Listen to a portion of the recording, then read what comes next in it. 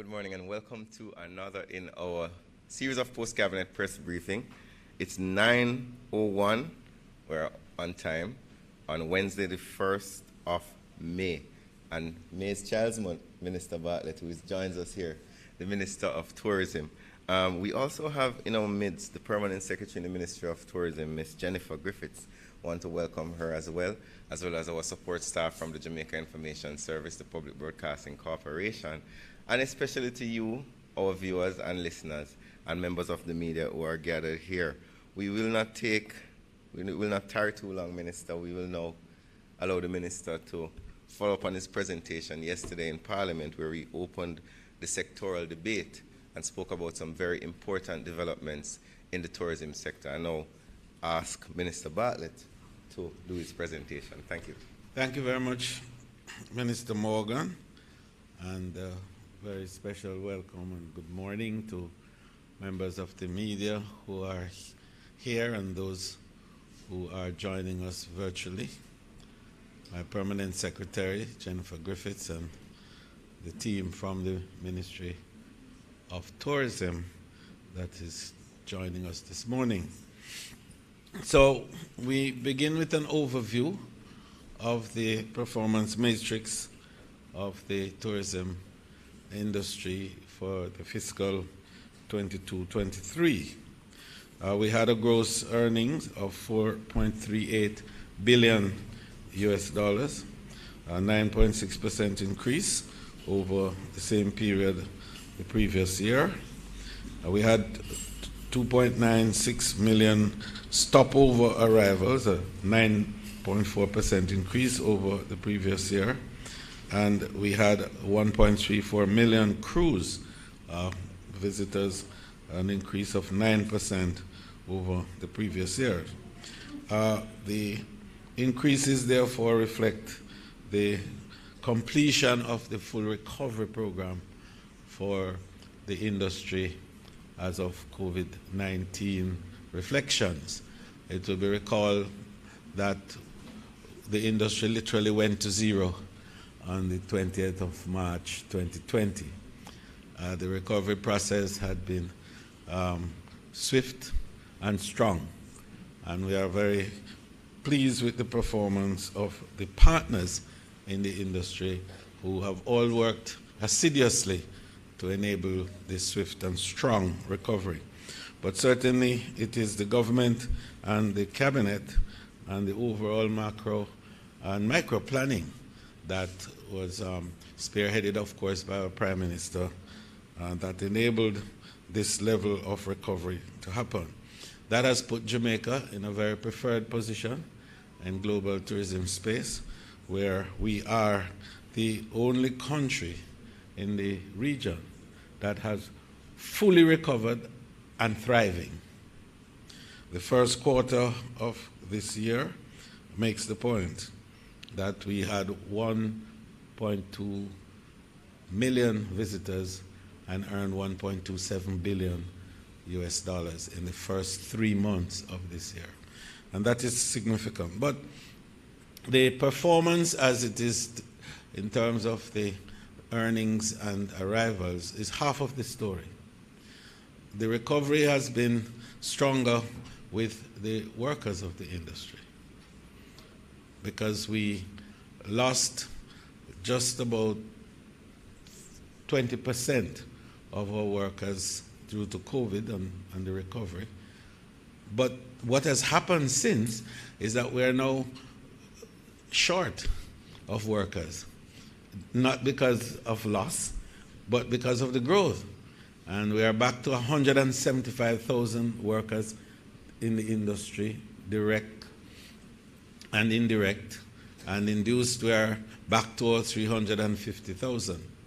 But the biggest story that is to be told is that our investors have continued to show the strongest of confidence in destination Jamaica.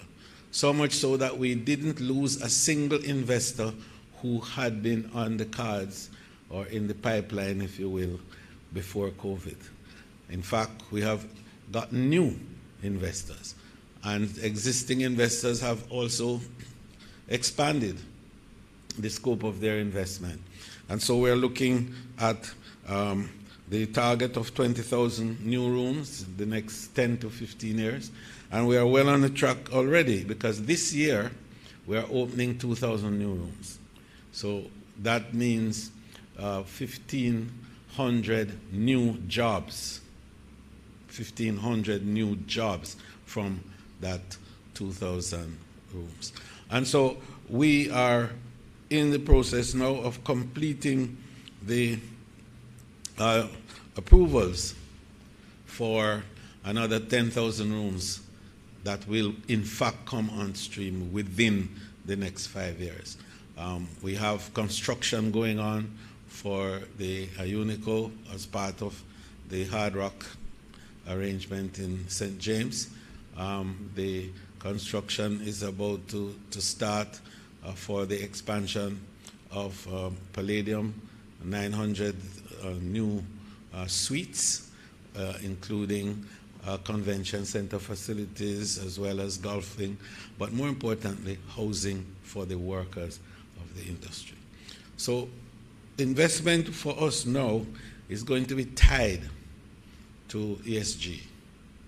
All new investors in tourism for us will be required to subscribe to those critical elements of environmental, social, and governance arrangements, so that we are not investing now in building hotel rooms. We're investing in a tourism ecosystem that involves the workers, the community, and the hoteliers. Finally, in the overview, we are reviewing, and when I speak of reviewing, I'm cautious because I'm a market-driven person. I'm inspired by the market. And so I, from time to time, help to guide and make the market, but we don't direct the market, and we do determine what the market actually does. But the labor market arrangements for within tourism is now being reviewed, and we are looking at not legislative, but what we're looking at is operational activities that are going to guide how we develop human capital within the tourism sector, and the competencies that are going to be required, the training, certification, and classification of workers of the industry. And a team has been established that's actually working on the labor market challenge.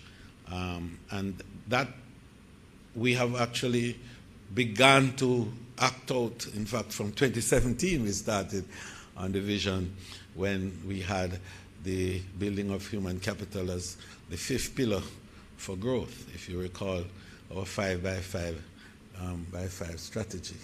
So the fifth pillar was to develop a human capital, and that is what we did. We established the Jamaica Center for Tourism Innovation at that time, which was a pathway certification entity that enabled competent workers in the industry who are not qualified, who have no paper qualification, to be certified, and by their certification are able to have mobility within the organization, but more importantly, portability, so they can leave from Jamaica and work anywhere in the world because they are not only competent but certified.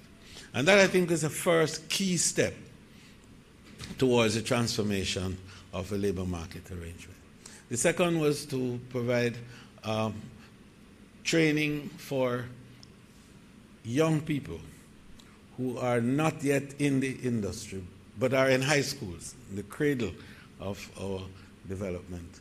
And so we team with the Ministry of Education and the American Hotel and Lodging Education Institute and the American Culinary Foundation to enable an associate degree in hotel management and customer service, so that we are able to now graduate hundreds, because we have the program in 34 schools across the island.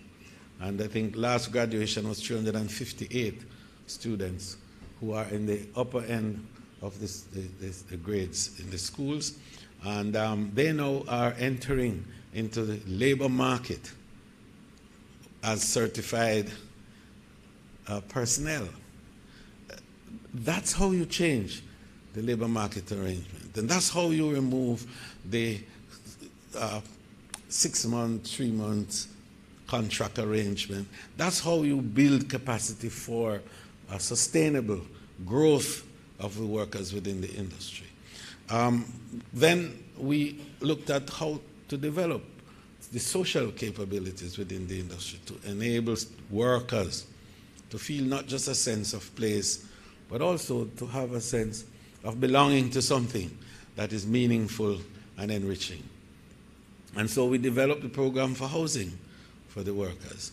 And we had our first foray in that area when we built a new community, as it were, in St. James, along with HAJ, which has 784 units. The tourism industry literally bought the lands, passed it over to HAJ. HAJ went into a JV with a private sector entity, and now they have built 784 units that are being occupied in part by workers of the industry. We also put $1 billion from the TEF into community restructuring and enhancement. And the community of Grange Pen is a big example now where 385 families have access not just to land, but some of the strongest and most satisfying community infrastructure. Every road paved, full water connection to every house, electricity and sewage. And that brownfield development is a model. And we want to do more of that in the years to come. In fact, the community in Whitehall in Negril is targeted. I think Bel Air in St. Anne we also were looking at, and a number of others around the tourism area. But what it did was to ensure that the worker wasn't leaving the palatial hotel halls and rooms and beautiful setting to go into a little hovel, but that we were looking at ensuring that they'd enjoy the fruits and benefits of tourism. But the Prime Minister came with a more revolutionary program in that regard for us, to develop now elements of social housing within the tourist area. And this year, we have earmarked $500 million to begin the program with Project Hope. And I have had discussions with the hoteliers, and they are backing it 100%. And they have agreed that they will match our contribution so that when we identify together the workers in the special need category that we're talking about, similar to those in the social housing arrangement, it's a similar kind of criteria. The worker must have access to the land, of course, whether it's family land or they have a long lease or something on it. They must be in really dire economic straits, either by virtue of their own social situation or by an induced activity like fire, a mega fire that destroys them and leave them and their children without shelter. Any acts of God or the king's enemy now? The king's enemy, yes. But disruptions that they have no control over. And so we can move in and give support there. The intention is to have 100 such houses done in this year. We, from the ministry, will cover 50, and the partners in the industry will cover the other 50. But having said that, all our investment now is tied with ESG, we already have commitments from our tourism partners and investors for 3,000 houses, 3,000 units to be built for workers of the industry over the next 5 to 10 years. So the final element of the labor market arrangements that we're trying to look at relates now to pension, the social security net, safety net that is required for the worker who has slaved over the years, done marvelously well. Help us to have these statistics that I announced earlier, but are now old and should be retired. And part of the tragedy of it all is that some who should be retired can't retire because there is no social safety net. So the pension plan that we have formulated, which I've spoken about before, and which was established in 2019 formally, but never actually came into being until 21 because of the COVID. In fact, 22 to be exact, because we had to give a 2-year moratorium as a result of COVID. So we really began in 22, and to date we have 9,500 registered subscribers, and the fund is now at just about 3 billion Jamaican dollars.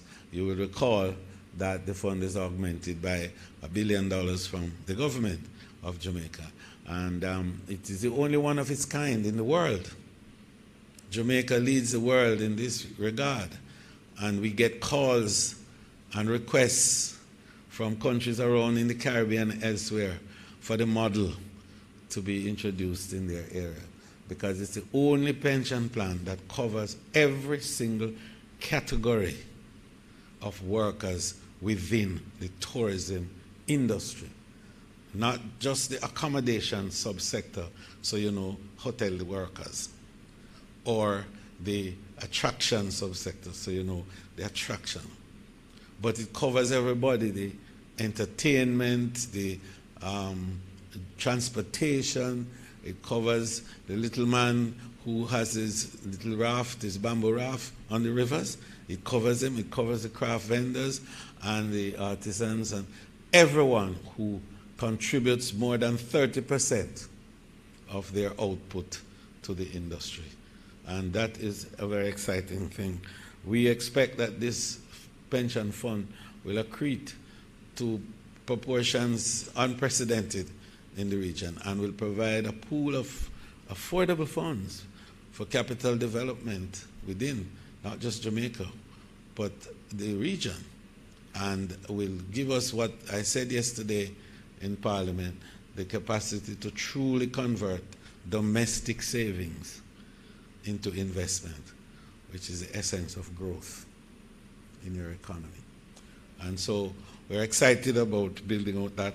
I want to use the opportunity here, and I didn't get a chance yesterday, but I'll do it in my closing, when I close the debate, to congratulate the board of trustees of the fund, and also the fund manager and the fund administrator, who have done marvelously well in the 2 years to bring that level of management to groundbreaking, history-making development activity in Jamaica. So finally, in my overview, I wanted to emphasize the element of innovation that we are excited about infusing in the labor market arrangements that we're talking about. The new tourism and the tourism of the future is not going to be driven by analog. We've gone now into AI. It's a new call for a technological transformation, the likeness of which the world is now contemplating and struggling with in part.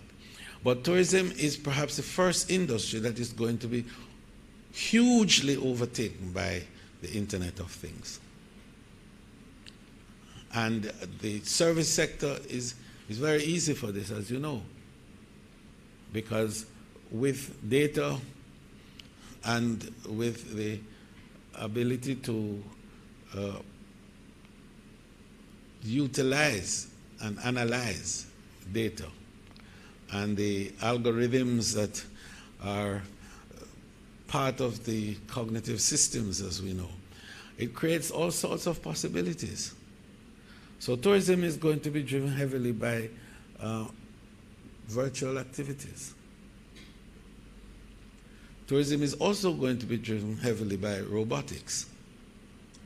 There are full hotels now in Japan and elsewhere that are fully driven by robotics. So what the new drive has to be is to educate our workers along this path of manipulating the cognitive systems, to be able, therefore, to be conversant initially with the Internet of Things, and to be able after to manipulate it to create greater output. So we have developed a program in the Tourism Enhancement Fund Agency called the Tourism Innovation Incubator. And that program is about creating a cadre of young people with fresh ideas, new ideas. There's an ad in the paper today which indicated that.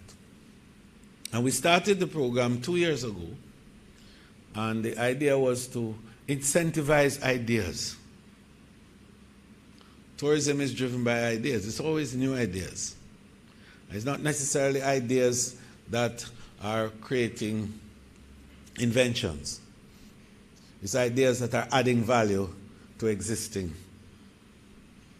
programs, projects, gadgets, equipment, processes. And the extent to which your own evaluation of your usefulness and productivity is determined. It's not by how many brand new things you do, but it's how well you do what you are doing, and how at each moment in time you're adding value and more value and more value to your own process. So we have this program. We had a first cadre of 23 young people that came in with new ideas, a new process, and then we had them go through the process of evaluation of the ideas, and then to make practical now, to convert these ideas into material things. So we see what goods they're talking about. We see the improvement that they're making.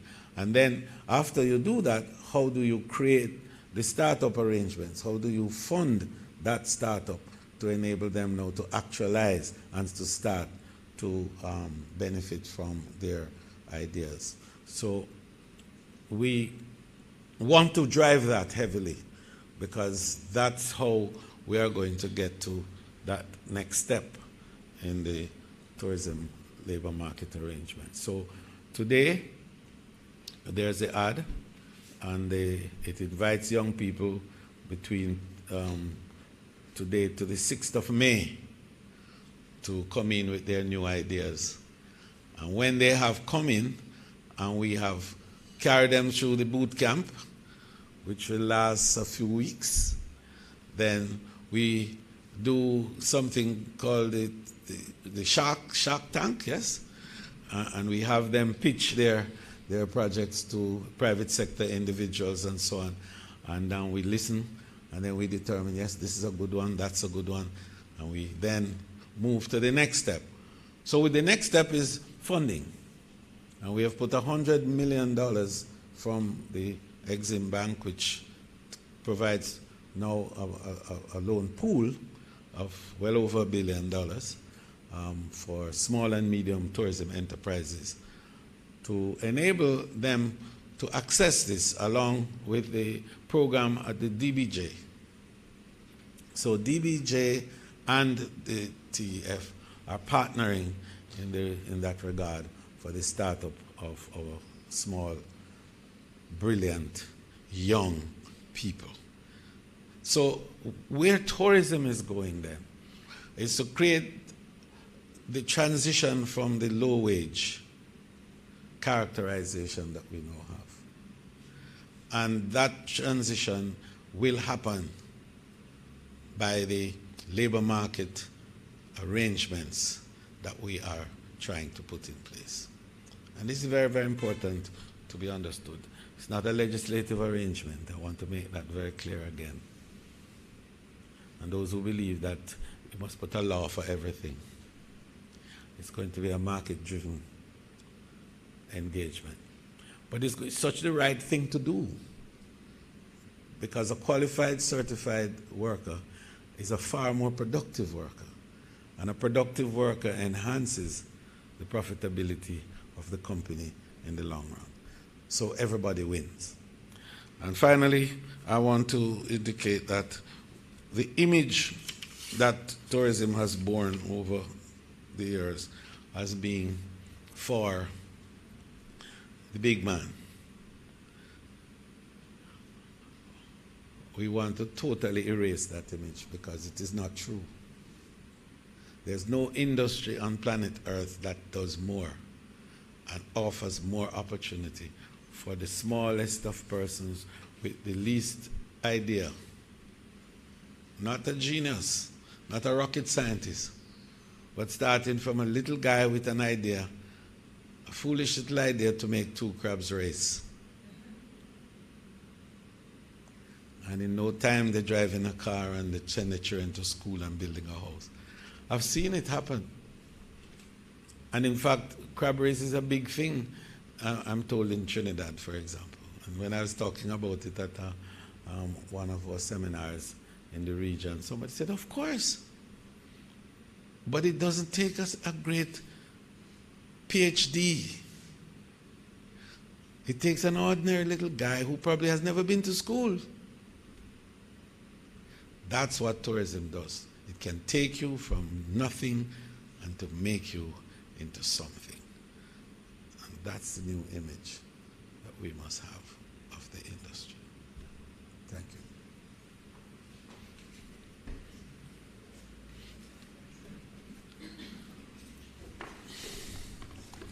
Thank you very much, Minister Bartlett. Really comprehensive appraisal of some of the achievements of the Ministry of Tourism over the last year. We'll now open the floor and ask questions. But before I do that, Minister, I know that some of your members of your team have arrived. If you would introduce them for us, please. Yes, the full team, minus at least one. Where's David? David, right? At least 2. Yes, Delano. So, the executive director of the Tourism Product Development Company is next to our permanent secretary, Wade Mars, and beside him is the executive director. Well, sometimes more than that is his super director of tourism, Donovan White. And behind Donovan is Georgia. Georgia is the new head of the Devon House. And we didn't talk about Devon House, but Devon House is transformed. I don't know how many of you have gone to the courtyard recently, and you would see what that transformation looks like. I was there last night. So, and then the ED for the agency in the ministry that everybody thinks is the banker. And somehow they think the tourism enhancement is for Dr. Carey Wallace. And then beside Dr. Wallace is the ED for JAMVAC. Now, JAMVAC is responsible for all these cruise development you hear me talk about and these wonderful numbers. Cruise has really come back nicely, and I must say Joy has done marvelous work with the cruise partners across the world, especially the FCCA. And I was there at Sea Trade 2 weeks ago, and she was the mistress of the manor. Yes. So Joy Roberts from JAMVAC. And then we have our PR team, yes, and Gillian Baldeo, who I think most of you know because she's part of the media landscape. And where's Matthew? Yes? Okay, yes. And of course, my junior consultant, attorney Paige Gordon. So that's the team from us. Thank you very much, Minister. We will now, Naomi, open the floor to questions. Thank you so much, Ministers. Minister Bartlett, yes, I believe that we've been seeing some very positive reviews on your sectoral yesterday, so congratulations to that. I do believe we have a couple of questions. The Gleaner, the CVM, and JIS, others are here. Let's start with the fair lady from the Gleaner. Good morning, Sashana Small from the Gleaner. I have Minister Bartlett. You announced total earning of $4.8 billion US from the tourism sector yesterday. How much of that figure is retained in the Jamaican economy? And my next question is, what kinds of investments are currently being made in the town of Port Royal to develop it into the cruise ship hub that it was tutored to become? All right. Firstly, the 4.38 billion, some 40% of that stays in Jamaica. The way that tourism costs are calculated is, firstly, you have the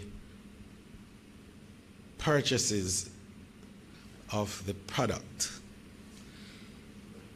because tourism is an import that you export. So you have to bring in the product first. So the cost of bringing the tourists here, airlines, the marketing arrangements, advertising, and then the issues of the capital expenditures that have been made to create the facilities here and the infrastructure for the tourists. So all of these are external payments that have to be made. And then the costs for the tour operators and travel agents and so on, all of those are costs that have to be made. Now, when that is over, you now have to deal with the domestic costs, starting with the taxation. And yesterday I indicated that $53 billion of direct taxes go into the consult fund from that 438, right? The 4.38. And then you have the costs of operating the transportation, the entertainment, the utilities that are required, and all of those are costs that have to be borne locally. So that's part of the 40 cents out of the dollar. So 60 cents of the dollar is away, has to be. And then it also engages with importation of goods and services that we don't have in Jamaica. Food, for example. Quite a bit of what the tourists and you and I eat, we have to import. We don't grow rice, as you know. So we have to import, and we eat a lot of rice. Rice is a staple. Then wheat, flour. And we need flour for everything, and we have to import that. Wines, we don't make wines in Jamaica. So, and so on and so forth. So all of that is part of what would not come to Jamaica, because it would have to be used to pay for imports to enable the service to happen. So why we have to push, and I didn't talk about the supply side here because I intend to delve deeply in the supply side in my next statement when I close the sectoral debate. Because tourism is divided in the two elements of economics, as you know, demand and supply. Demand is the cost that you're talking about, and I am talking about now. How to buy the tourists to come to Jamaica. That's the demand side. The supply side now is what they do, what they eat, what they drink, what we provide here at home. And that's where the wealth is. And we have to invest more on the supply side so that that 40 cents, which I tell you stays here, can become 50 or 60. Because the least we import is the more we retain. And we have a nice phrase for it. We say we want to plug the leakages by strengthening the linkages. Thank you, Minister. On the matter of Port Royal. Now, Port Royal is a gem in the making. And part of Port Royal's challenges is not of its own making.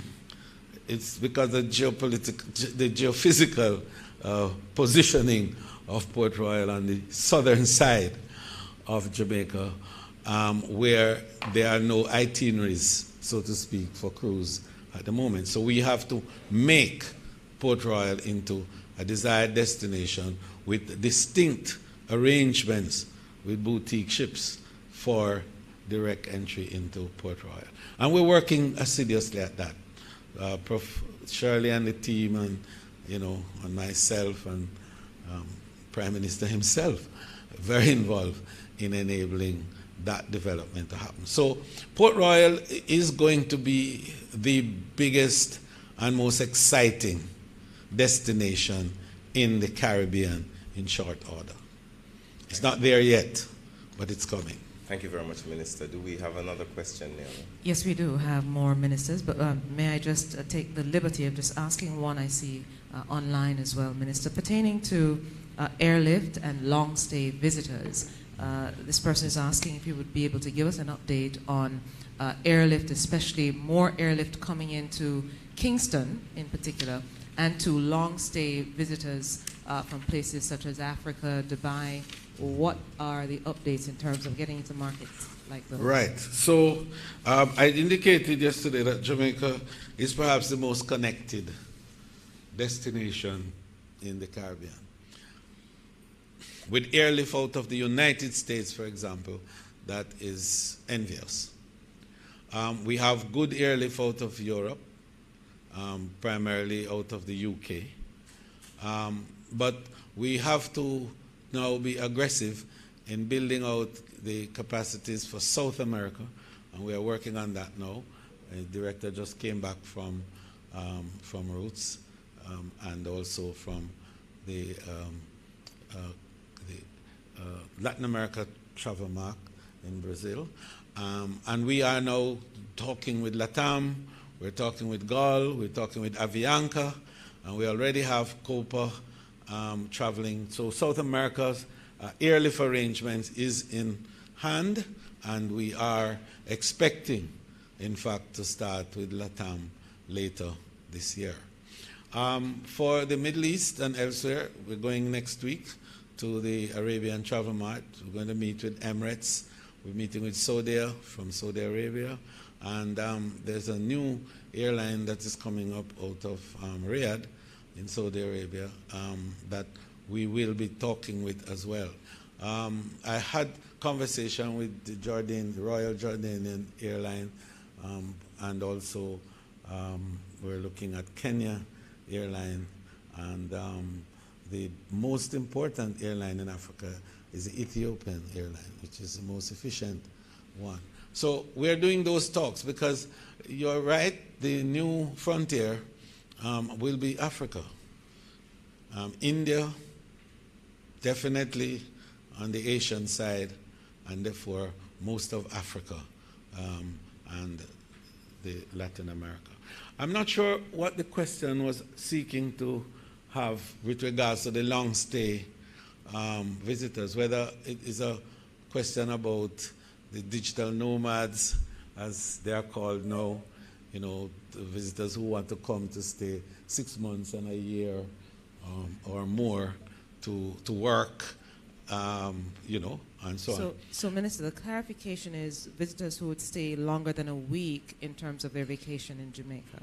Oh, well, those we have almost every day, because the average stay of a visitor now is about 8 days. So, we have 3 weeks and full arrangements are made, as you know, to accommodate them, to make sure that the airlift, of course, as I said, is strong. For this winter, we had a 1.3 million seats across different destinations. So just to let the visitor know that the good news is almost anywhere in the world you are, you can come to Jamaica. Thank you, Minister. Let's get back to the floor with the journalists here. Good morning, Minister. Good morning. Ramon Gordon, CVM News. Now, earlier this month, you announced that the government will be partnering with the IDB for a new tourism strategy. Can you tell us a little bit more about that, some of the key strategies, and why the team thought it important to do the collaboration now? Right. So we had announced, if you recall, that over the next 10 to 15 years, we're going to have 20,000 new rooms. Now, the implications of 20,000 new rooms needs to be understood. What is required? What is the carrying capacity that is going to be needed? And by that I mean what kind of infrastructure support you're going to need for 20,000. What is the human capital requirement? We talk about staff and so on. How do you build capacity for that? What type of utilities? What level of increase you need in terms of your energy generation, in terms of your water, in terms of your roads, and so on and so on. So that study is to really look at all of the infrastructure and other requirements to enable Jamaica to benefit from 20,000 new rooms. The work has started, and we're doing across the island consultations. I think, PS, we have had how many consultations already? We have actually finished the consultations around the island. And the IDB team was here a couple of weeks ago. Yes. So we are well on track. But I want us to appreciate that we're not building tourism in the way that tourism started, because that was very ad hoc and it just emerged. The future has to be carefully planned and curated so that the benefits of tourism can accrue to the ordinary Jamaican citizen. Thank you very much. There is a follow-up. Okay, all right, let's go to Gleaner. Hi, good morning again. I have a few questions for Minister Morgan. I was going to be lucky. Minister, how is the government planning on responding to the recent Dan Anderson poll, which showed that most Jamaicans would vote them out of government, out of office rather, if an election were to be called now? And I'll answer the first one. The first thing I wish to say and the last thing I wish to say is that that wasn't discussed at Cabinet, so I have no comment on that. Could you go on to your next question, please? Or do you accept any responsibility as Information Minister in what some described as the failure of the government to adequately communicate its achievements? I don't understand your question. Well, the Information Minister's duty is to transfer information from Cabinet to the country, which I do here every Wednesday and which you're a part. Additionally, to manage agencies such as Jamaica Information Service from an oversight policy perspective, PBCJ, Jamaica Information Service, and so on.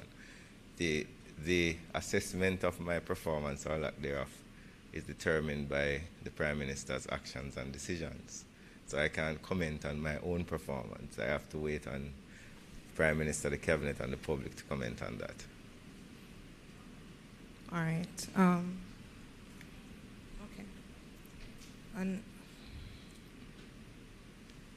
so when will the government be bringing the enhanced security measurements to Parliament? We've been hearing soon for a while now. So is there any definitive timeline as to when that will happen? I'm sure I can ask the Minister of National Security who has custody of that process to engage you after postcab, as I was not aware that you would be asking that question, so I didn't check for an update on that issue. Can I ask a final question? This one is a marathon. And you're here. We've had recent flare-up in violence, in our schools. So what I'm asking is, in what targeted ways is the government planning to address the violence that we're seeing currently in our schools? Right, no, that's a question I can answer because it's something that has occupied the minds of the Prime Minister, the Minister of National Security, and many members of the Cabinet, Minister Bartlett, would confirm. The Prime Minister did set up a violence commission, well, an anti-violence commission. He has received a draft report from the Anti-Violence Commission, and we're in the process of reviewing that. At the level of the Ministry of Education, there is work to increase the amount of school resource officers, as well as to improve the whole psychosocial interventions that take place in schools. We do know as well that the CPFSA does play a large role in engaging, especially children who are unattached or children who are disengaged from the family structure. I don't know if you remember when we opened the therapeutic center at Maxfield Park, that was not just for children in state care, but also for children who may have manifested behavioral challenges in an outpatient way. While the government has a role in assisting with dealing with behavioral challenges, you cannot deal with it effectively unless you take a whole country approach to the issue. And as such, the government continues to engage churches, continue to engage other entities outside of government to partner with us. I don't know if you remember, Minister of National Security in Parliament, as well as the Prime Minister, spoke at length about some of the social interventions that we're doing in communities to assist especially vulnerable communities and young people, to reattach them to the society and give them the assistance they need. So there's an entire suite of actions that we're taking as a government to intervene in not just schools, but also homes and communities to deal with the issue of violence and deviant behavior. There's a question for Minister Bartlett, I suppose, piggybacking on that one asked by the reporter from The Gleaner. So, Minister Bartlett, there's a question that asks, can you give us an update on efforts and talks around ensuring that the travel bans imposed on Jamaica are lifted? Well, to begin with, travel advices, as you know, are the purview of our international partners.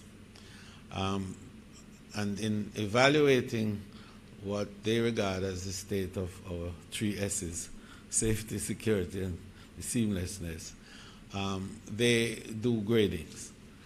It is our job to ensure that at all times when the grades are done, that we are at the highest level of their evaluation.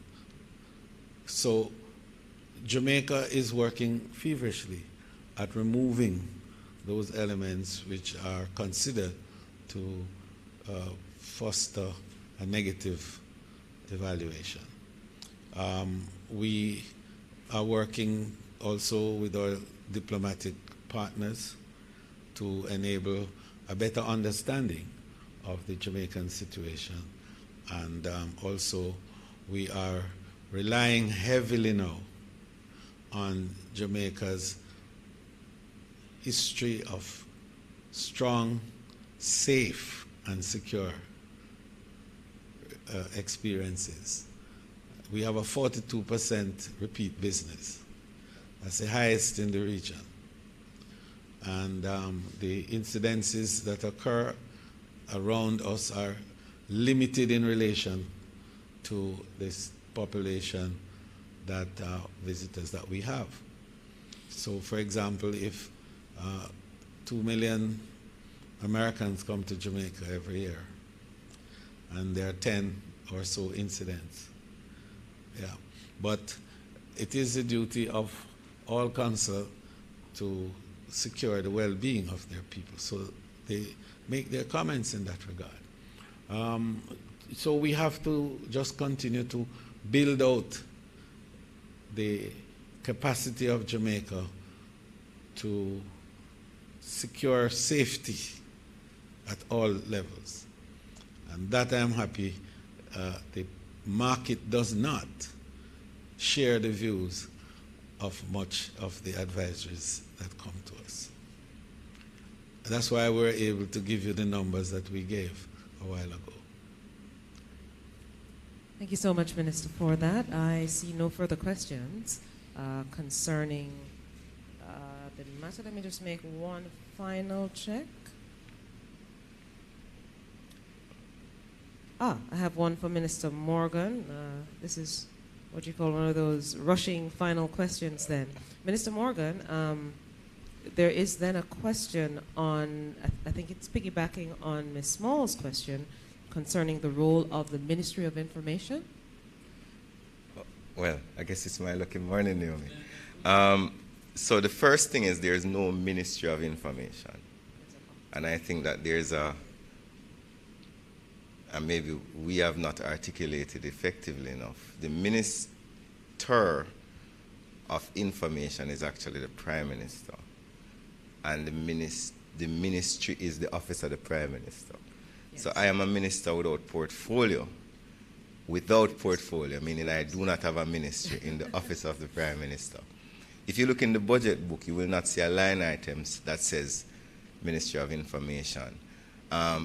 Under the office of the Prime Minister, you have the Jamaica Information Service, you have the Public Broadcasting Corporation, you have the Broadcasting Commission of Jamaica, and you have the Information Division, yes, which is headed by a Chief Technical Director. And also under that you have the ATI unit, and you also have the Jamaica Archives and Records Department.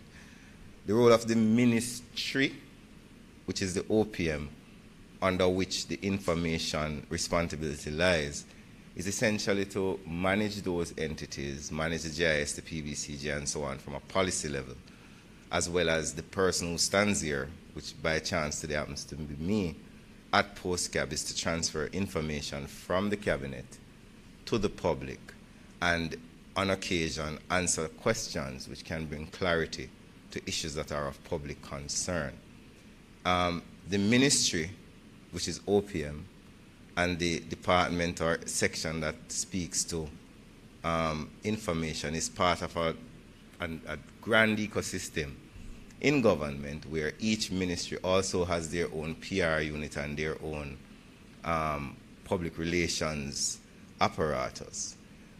For the system to work, it requires significant collaboration between ministers, permanent secretaries, CTDs, and so forth. And the ministry, which is OPM, under which information responsibilities fall, has to collaborate with all these ministries, all these agencies, in order to assist them, and they assist us in getting information out. I don't know if that assisted the person in answering the question. I think it would, but also, Minister, being part of the communication apparatus, if you could then just elaborate just a minute on, ensuring that we have a better ecosystem of communication and looking at a more coordinated, so to speak, government communication framework. Well, there's a lot of work that is being done.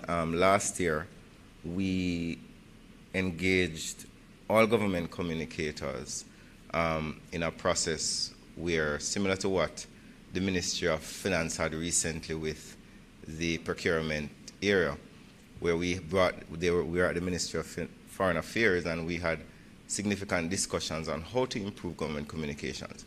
Because the idea is that communication should not be for the benefit of the government. Communications is actually for the benefit of the public. And if people are unaware of what their tax dollars is doing, then it makes your job as a functionary in government pretty much irrelevant, as people will no longer have a vested interest in not just politicians, but public servants, heads of entities continuing to function, and it undermines our democratic process. So we continue to work with our agencies, our statutory bodies, our departments in government to see how we can continue to improve. One of the biggest challenges, however, that government faces, not just politicians, but government generally, is that communications has become very democratized in our period now. There are many portals through which people get information. Yes. When we were children, we had RGR and we had JVC. That's it. Now we have radio, TV, social media, WhatsApp, and so forth. And I think what that has done, it is forcing not just governments in Jamaica, but governments globally, as well as entities and statutory bodies and private sector companies, to really diversify how they communicate with the public. That needs to be escalated, that needs to be sped up to reach people where they consume their information. Indeed. Thank you so much, Minister. You're welcome, really Naomi. appreciate Thank it. you. I see no other questions, and we are, one late one from Ms. Small again. All right, no problem. This question is also for Minister Morgan. Has Jamaica made a decision on who will replace Audrey Marks, seeing as her tenure will be up this year? Why you keep asking me questions that I can't answer. I'm really sorry. That has not been discussed at Cabinet either.